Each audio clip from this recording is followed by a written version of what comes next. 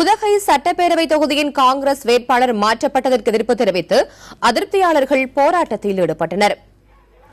மஞ்சகம்பை பகுதியிலிருந்து உதகை நோக்கி சென்ற பேருந்தை சிறைப்பிடித்து இவர்கள் தங்கள் எதிர்ப்பை வெளிப்படுத்தினர். கணேசனை மீண்டும் வேட்பாளராக நியமிக்க வேண்டும் என அவர்கள் முழக்கமிட்டனர். இதனால் அந்த பகுதியில் சுமார் 2 மணி நேரம் போக்குவரத்து பாதிக்கப்பட்டது. கணேசனுக்கு ஆதரவாக கடையடைப்பு போராட்டமும் நடைபெற்றது. உதகை தொகுதியின் காங்கிரஸ் வேட்பாளராக ஏற்கனவே அறிவிக்கப்பட்டிருந்த கணேசனை மாற்றி புதிய வேட்பாளராக ராமச்சந்திரன் நேற்று நியமிக்கப்பட்டார்.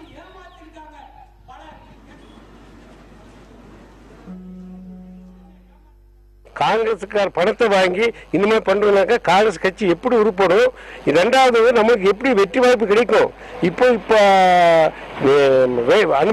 அறிவிச்ச வேட்பாளர் யாருக்குமே தெரியாது. ஆனா ஒரு சில ஏரியாவில தெரிஞ்சிருக்கலாம். ஆனா இந்த கணேசன் பொறுத்தவரையில அவர் சின்ன வயசுல இருந்து காலேஜ் ஸ்டூடெண்டா இருக்கும்போது இந்த காங்கிரஸ் கட்சிக்காகவே வச்சாரு.